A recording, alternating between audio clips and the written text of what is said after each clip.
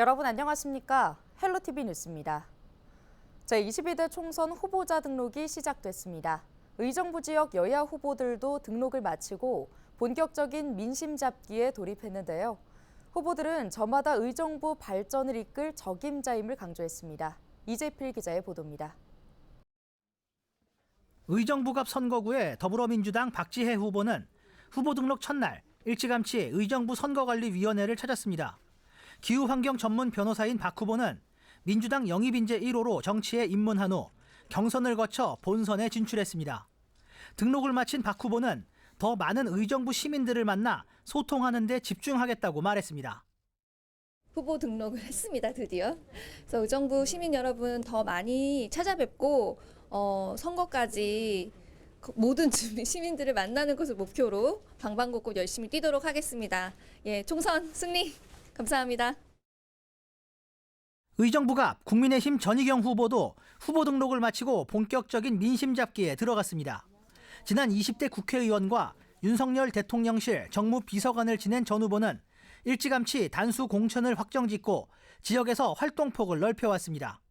등록을 마친 전 후보는 의정부의 변화와 미래를 위해 최선을 다하겠다고 말했습니다.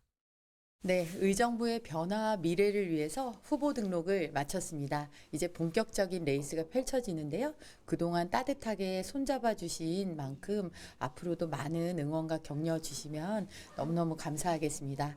열심히 하겠습니다. 의정부 선거구의 더불어민주당 이재강 후보도 등록을 마치고 민심을 잡기 위한 경쟁을 시작했습니다. 이재명 경기도지사 시절 경기도 평화부지사를 지낸 이 후보는 3인 경선을 거쳐 야권 단일화까지 험난한 여정을 모두 이겨내고 본선에 섰습니다. 등록을 마친 이 후보는 정권 심판론을 강조하며 무너진 민생을 바로잡는 데 앞장서겠다고 말했습니다. 윤석열 정부의 경제 파탄, 민생 파탄, 또 민주주의 붕괴를 막아내고 정말로 민생을 살려내고 민주주의를 회복하기 위해서 의정부 시민들 앞에 당당히 나섰습니다. 의정부의 국민의힘 이영섭 후보도 일찌감치 후보 등록을 마치고 민심을 잡기 위한 각오를 다졌습니다. 국민의힘 의정부시을 당협위원장을 지내며 일찍부터 주민들과 소통했던 이 후보는 경선을 거쳐 본선에 진출했습니다. 등록을 마친 이 후보는 시민들의 선택으로 경선에서 승리한 만큼 본선에서도 선택을 받을 수 있도록 최선을 다하겠다고 말했습니다. 네, 많은 시민분들과 당원분들이 이 공천 과정에서 저를 선택을 해주셨는데 그 사랑과 기대를 바탕으로 이번에 꼭 본선 승리해서 의정부 발전 꼭 책임지고 우리 시민분들을 위해 열심히 뛰겠습니다. 제22대 총선에 막이 올랐습니다. 의정부 시민들의 마음을 얻기 위한 후보들의 행보도 본격적으로 시작됐습니다. 헬로티비 뉴스 이재필입니다. 경기도 철도 기본계획에 덕정 옥정선이 포함됐는데요. 이번 발표에 포천시가 환영 입장을 밝혔습니다. 이번 사업은 옥정역과 덕정역 간 3.9km를 연결하는 사업인데요. 현재 7호선 옥정 폭천선이 추진 중인데 이와 연계하면 포천 시민들은 덕정역을 통해 GTX C 노선을 편하게 이용할 수 있습니다. 이럴 경우 포천에서 강남 상섬역까지 50분이면 닿을 수 있는데요. 백영현 포천시장은 사업이 적기에 추진될 수 있도록 경기도 등 관계기관과 적극 협의해 나가겠다고 말했습니다. 지난 11일 의정부의 아파트에서 사다리를 타고 조경 작업을 하다 떨어져 의식 불명 상태에 빠졌던 70대 경비원이 결국 숨졌습니다. 21일 의정부 경찰서는 병원 치료를 받던 70대 남성 A씨가 20일 사망 판정을 받았다고 전했습니다. A씨는 지난 11일 오전 11시쯤 의정부 호원동의 한 아파트 화단에서 관리사무소장의 지시를 받고 사다리에 올라가 조경 작업을 하다 2.5m 아래로 추락해 머리를 크게 다쳤습니다. 앞서 경찰은 관리사무소장 B씨를 업무상 과실치상 혐의로 입건해 수사해 왔습니다. A씨가 숨짐에 따라 경찰은 혐의를 업무상 과실치사로 바꾸고 조만간 송치할 예정입니다.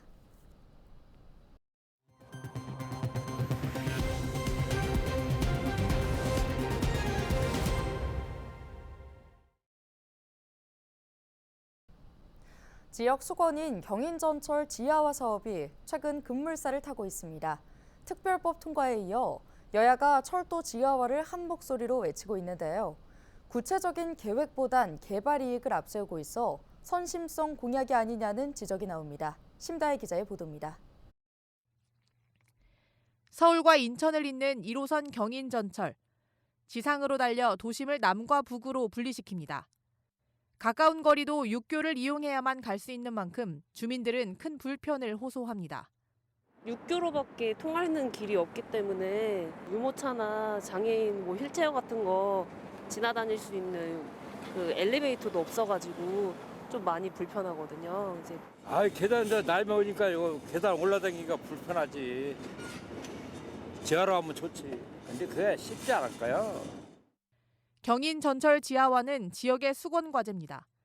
구로에서 인천역 27km 구간의 기찻길을 땅에 묻고 상부를 개발하는 사업입니다. 선거철만 되면 나오는 단골 공약인데 이번 총선에서도 여김없이 등장했습니다. 국민의힘은 경인선 등 철도와 서울 광변북로 등 주요 도로를 지하화하겠다고 공약했습니다. 지하화로 구도심을 정비하고 공원과 직장, 편의시설 이용이 15분 안에 이루어지는 생활권을 만들겠다는 약속도 했습니다. 국민의힘이 이번 총선에서 격차 해소를 이번 총선에서 국민들께 드리고 싶은 선물로 지금 저희가 준비하고 있는데 혹시 지금 이 철도를 지하화하는 것이 굉장히 고착화된 이 격차를 해소할 수 있는 문제라고 생각합니다. 민주당도 철도 지하화를 추진하겠다며 맞불을 놨습니다. 일반 철도와 GTX 등 도심 구간이라면 예외 없이 지하화하겠다며 규모 면에서 여당과 차별화를 꾀했습니다. 도시를 양쪽으로 절단하는 그런 심각한 문제가 되고 있습니다. 정책적으로도 가능한 상황이 됐기 때문에 전면적으로 철도 지하화 또 그 역사 지하화를 추진할 때가 됐다는 생각이 듭니다. 문제는 돈입니다. 인천시가 추산한 경인전철 지하화 비용은 총 9조 5천억 원. 여야는 지난 1월 국회를 통과한 철도 지하화 특별법을 활용해 지상의 철도 부지 개발 이익을 지하화 공사 비용으로 활용하겠다는 입장입니다. 그런데 구체적인 재원 규모와 계획은 내놓지 못하고 있습니다. 선심성 공약이 아니냐는 지적이 나온 이유입니다.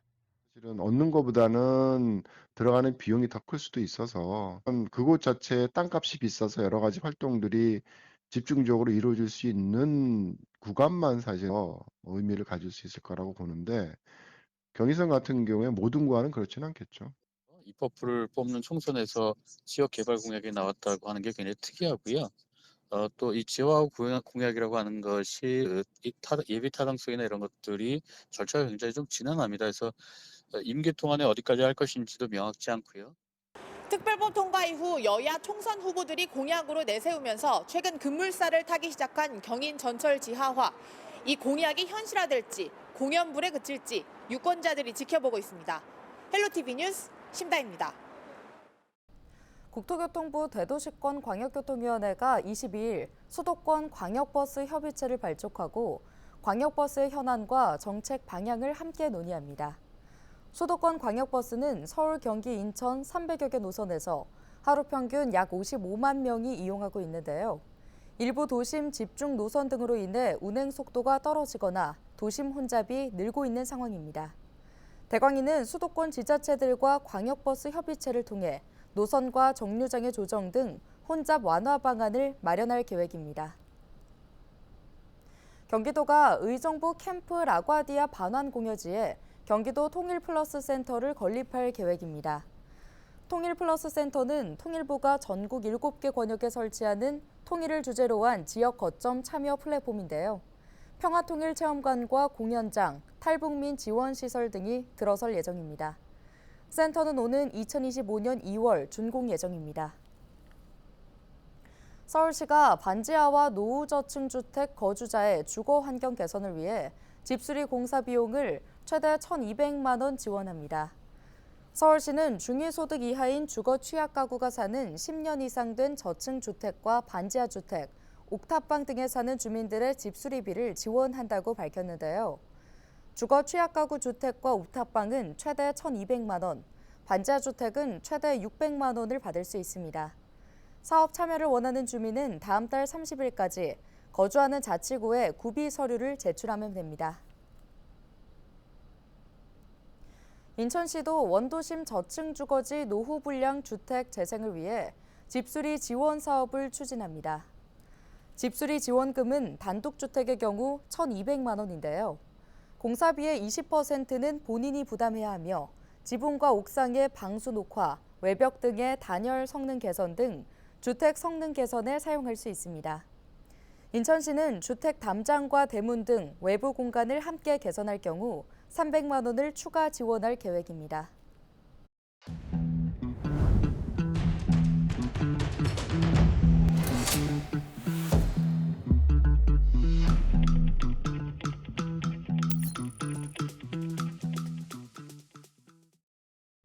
인천시가 올해 공보육 어린이집을 73곳 이상 늘리고 시간제 보육도 확대합니다. 인천시는 안심보육 환경 조성을 위해 국공립 어린이집과 인천형 어린이집, 공공형 어린이집 등 공보육 어린이집을 올해 732개소까지 늘릴 계획이라고 밝혔습니다. 국공립 어린이집은 41곳, 인천형 어린이집은 12곳, 공공형 어린이집은 20곳이 각각 늘어날 예정인데요. 인천시는 부모가 원하는 시간대에 어린이집을 이용할 수 있는 시간제 보육 지정 물량도 52개 반에서 올해 118개 반까지 확대할 계획입니다. 경기도가 오는 4월 7일까지 경기 북부 특별자치도 새 이름 공모전 대국민 온라인 투표를 진행합니다. 도는 지난 1월 18일부터 2월 19일까지 경기 북부 특별자치도의 새 이름을 뽑기 위한 대국민 공모전을 진행한 바 있는데요. 총 52,435건의 새 이름이 접수됐고 이 중 심사 과정을 거쳐 10개의 최종 후보작을 선정했습니다. 도는 지명과 우리말 이름, 중복 여부 등을 고려해 심사했는데요. 선정된 10개 후보작에 대한 투표는 공모전 누리집을 통해 참여할 수 있습니다. 도는 투표 참여자 가운데 추첨을 통해 백화점 상품권 등 다양한 경품도 지급할 예정인데요. 수상작은 오는 4월 26일 경기도 누리집을 통해 발표됩니다.